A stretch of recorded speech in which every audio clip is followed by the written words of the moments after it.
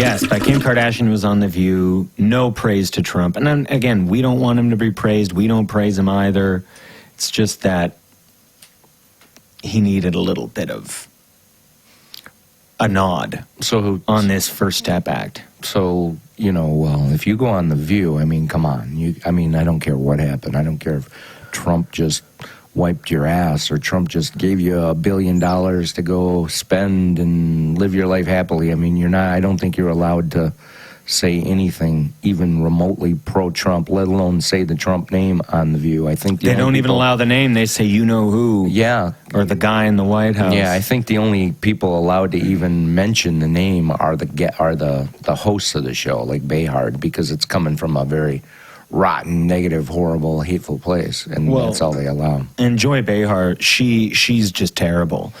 So I'll give you an example. I'm a person who cares about the environment. I like the environment. I'd like to see less coal and more progressive ways of fueling our economy and our society and our lives as people. Mm-hmm.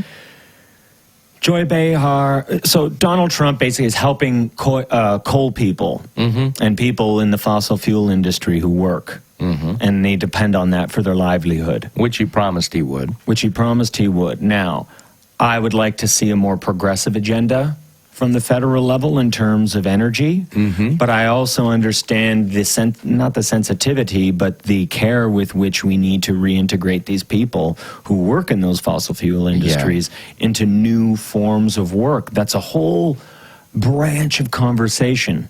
Oh yeah, what to do with redundant workers. Not only we can talk about Chang, or excuse me, Yang. Yeah, Andrew Yang. I'm so horrible. I'm so racist. Oh. Chang, Yang. What's the difference? We're all fucking Asian.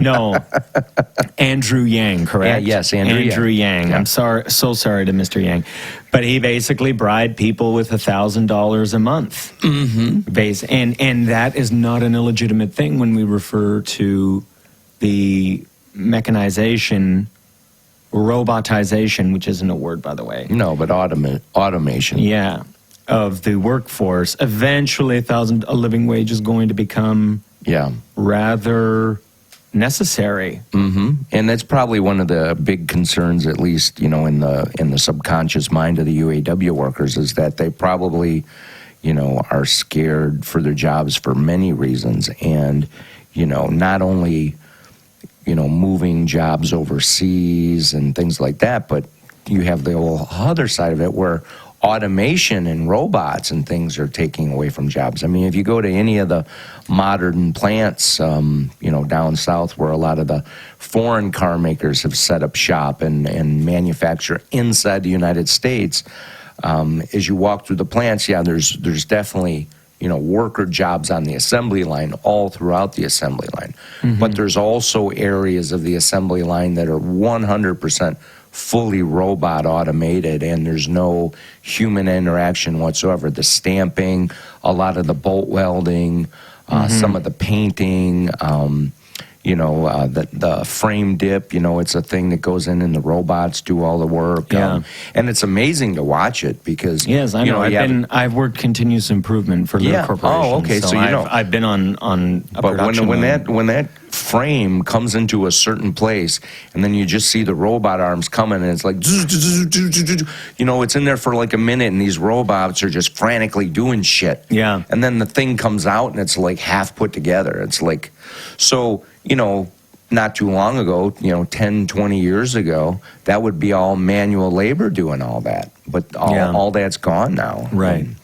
But back to Joy, and we're going to go back to the UAW issue as it pertains to this. But Joy Behar on The View, when I do believe it was when Mrs. Kardashian West was on the show, she said, well, I don't have my glasses with me, my sunglasses, because she just had some kind of fucking cataract surgery, which I'm not happy that she's got that, but...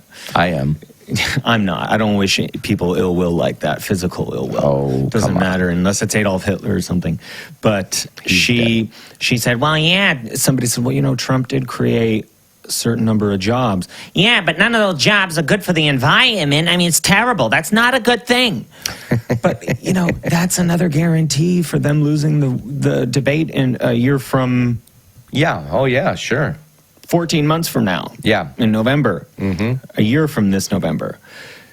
That's going to lose them the debate because people it's so clear that Joy Behar and those people don't care about real people. Oh, I know. You can care, like I just said, I care about the environment and I think it's good to care about them, but you also got to care about the economy. What about our children, she said.